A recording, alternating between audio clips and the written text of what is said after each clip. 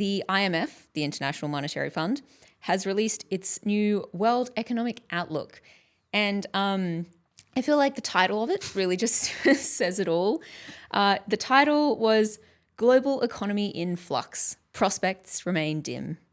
So I'm guessing it wasn't all great news there then. The IMF every 6 months, so April and October, puts out its economic outlook. And yeah, the title of them always gives it away, really. Is it usually this bad? Look, generally, yeah. They're not great at having sunshine and rainbows as far as the eye can see. No, it's always a little bit, at best, even-handed, where it will say, growth improving, but challenges remain. Or, like a compliment sandwich type thing. Yeah. Whereas this one, there wasn't a lot of compliment going around. It was all pretty, as they say, prospects dim. Yeah, and what does in flux mean in here? Is that just like a polite way of saying something else that rhymes with flux? It's actually a polite way of not mentioning Donald Trump. Because basically that's what the entire report was about without mentioning his name once. In flux basically means we have no freaking idea what's going on because not only are prospects dim, but so is the President of the United States. So who the heck knows what thought bubble brain fart he's going to do tomorrow, let alone what he's done over the past 6 months. So things are in flux. So really what they were focusing on a bit was things mightn't seem as bad as we thought they were in April, which if we cast our minds back to April was April the 2nd was Liberation Day as far as Donald Trump thought it. That's when he announced all the tariffs and came out with the big list. That feels like so long ago. It is a very long time ago. So much has changed. And yet not that much. No. Yeah. But think of the friends we made along the way. No.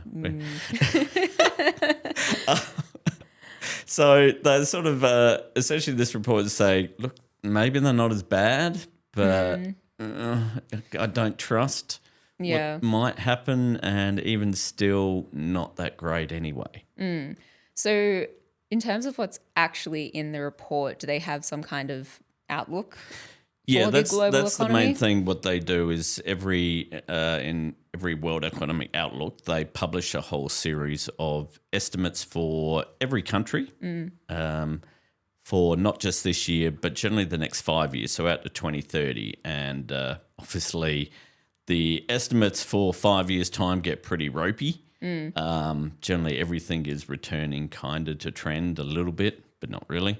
But what most people are looking for what's happened to their predictions for this year and next year. And the good news is that for most countries, certainly Australia and America, they have upgraded their forecast for growth since April. Okay. That's still pretty crap. Still pretty crap. What's Australia's predictions here? Well, it was going to be in April. They were thinking the economy this year would grow 1.6%, which is about half of not a lot. half of good.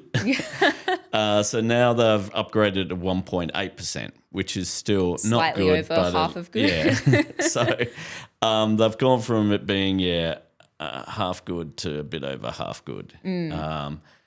And one of the I guess the good things about it is Australia and certainly Jim Chalmers be saying, yeah, but we're doing better than everyone else. And pretty much our growth is doing better than most major economies, especially those big G7 economies, the biggest 7 economies in the world, apart from America, who's forecast to grow at 2% this year. We're better than Germany, Japan, France, England. But not better than the US. Well, not better than the US, and this goes to kind of why they thought things were a bit better than they were in April, because the tariffs are still there. But what they kind of underestimated a bit was everyone knew when the tariffs were coming in. So everyone rushed to fill their orders, and households were like, okay, let's buy as much furniture and as much stuff as we can. And businesses were like, okay, let's get the steel in here as quick as we can. And so that actually provided a bit of a stimulus to not just the US economy, but the global economy, because everyone was like, oh, crap. Yep. Trump said we're going to bring in these tariffs, I think it was the end of June or start of June, I forget which. He moved the days a few times. So everyone was like, let's get it in before then while there's still no tariffs or not many tariffs. And that provided a bit of a boost. Does that mean that then because, it was people buying things up in anticipation of the tariffs, that once that sort of stock runs out, the effect's going to run out? Yeah, that's the big concern. And also, oddly, the America's exchange rate has gone down. The US dollar has got weaker against most currencies, which has actually made it easier for companies overseas who are buying stuff that is in US dollars, because the US dollar is weaker, so it takes fewer yen now to buy a US dollar than it used to, and things like that. So it's had this aspect of actually being, even though the tariffs have made life harder for exporters to America, the value of the US dollar has countered that. Plus, you've got that combination of everyone buying up. So that's what they really mean by influx and prospects remain dim, is this was a bit unusual that this is all happening, and what are the prospects now once everyone starts realising the tariffs are here, they start having that impact. People realise, oh, God, I've got to do another order now, and the tariffs are in place. That's looking a bit dim. Yeah. I mean, a lot of the tariffs as well, we've talked about it before. He did go sort of back and forth, threatened to introduce some tariffs, didn't end up introducing some. So I assume that, a lot of the uncertainty there comes as well, in that people just don't know what tariffs are going to stick. Yeah, no, it's completely up in the air, as we saw just this week when he came out and said, I'm going to put 100% tariff on all Chinese goods on the 1st of November. And it's like, oh, okay. Oh, very good. We're back to insanity again. Oh, yeah, I was going to talk to you about that, because this is an additional tariff. So a 100% additional tariff. Yeah, over and above. What tariffs are currently on Chinese goods? Well, I mean, there are quite a number, and it's a fairly broad range. And this is, again, really goes to this whole point of things weren't as bad as they expected. So back in April, when the IMF were looking at what Trump was saying, they were calculating that US tariffs on Chinese goods would have an effective tariff about 64%, which, so on average, everything coming in had a 64% tariff on. Now, because of all the deals being done and everything, it's down to 45%, which is still bigger than at any time since, the Great Depression or anything. Yeah. It's still massively above what used to be just in December last year. But now we got Trump saying, oh, let's make an extra.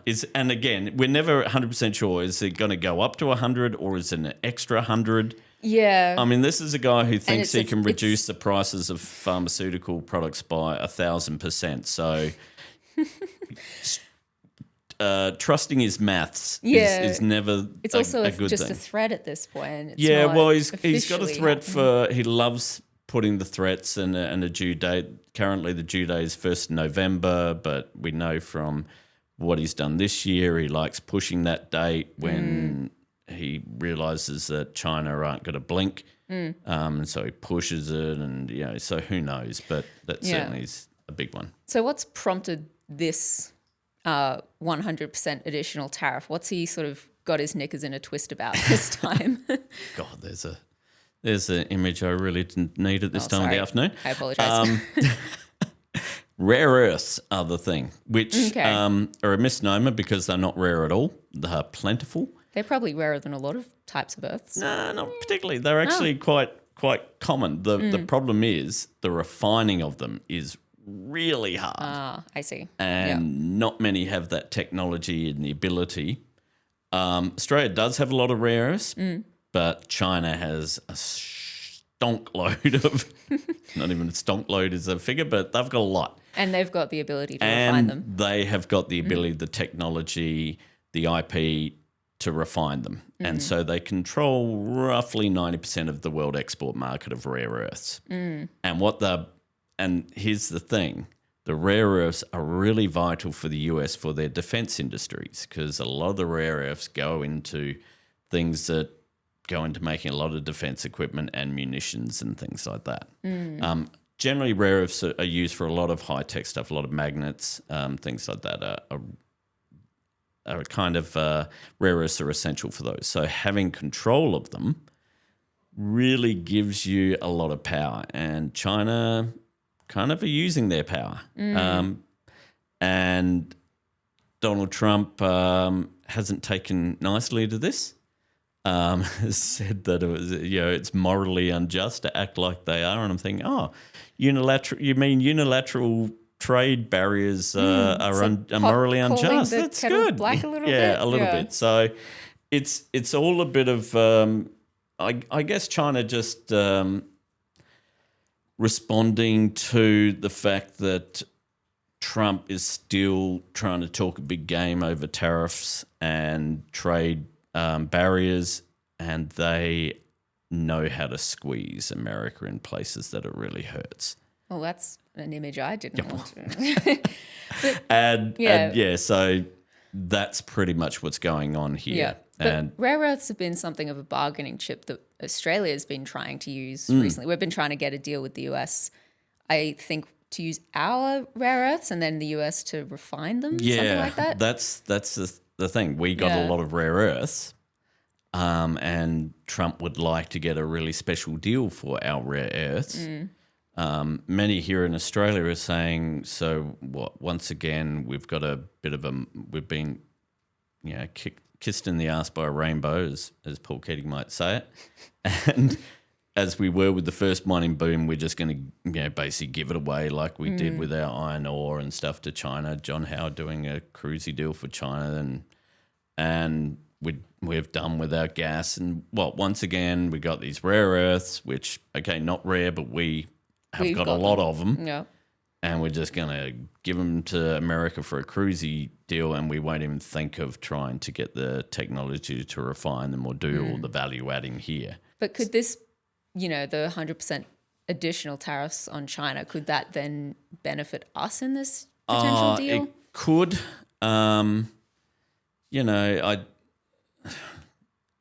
It could. But again, it comes down to one of the things that they're also doing with this deal is restricting the ability of the refining process and everything, and that's a big deal. That's what we want. Yeah, and so that's where the US is really being hurt, and it's something where yes, we could potentially take advantage of it, but we haven't been too savvy about giving away our minerals. So investing in infrastructure and intellectual property over just digging stuff up, shipping it out. Not really we really like forte. digging it up and just shipping it out. Again, it's an expensive. It is a tough process. And we certainly don't have the capacity anywhere near what China does.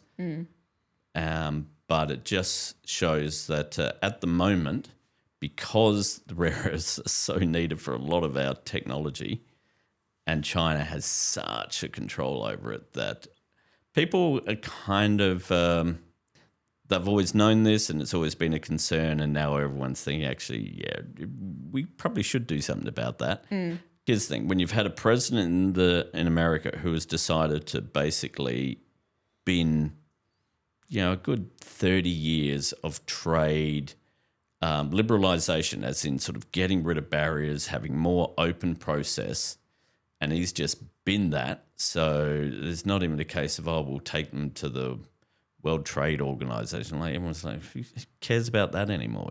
Trump doesn't give a damn, so why will anyone else? When you've got a president who's decided to do that and think, because America's the big dog, and China's like, really? Are you? Are you really? We're a pretty big Yeah. dog. And so that's the thing. We're in this situation where it's become a bit of very much a trade war. And China are letting everyone know that they know how to play too. And they're a bit smarter. A lot smarter, actually, than Donald Trump. Yeah, well, we'll see how that goes for them. Thanks for watching. If you'd like to keep up to date with all our latest research and work, sign up to our newsletter. Delivered every fortnight, it includes behind-the-scenes updates from Richard Dennis, an exclusive cartoon from Judy Horacek, details for our upcoming events and webinars, as well as explainers, graphs, and not to mention the latest cutting-edge research and analysis from the team here on the key issues that are facing Australia. Click the button on your screen to check it out.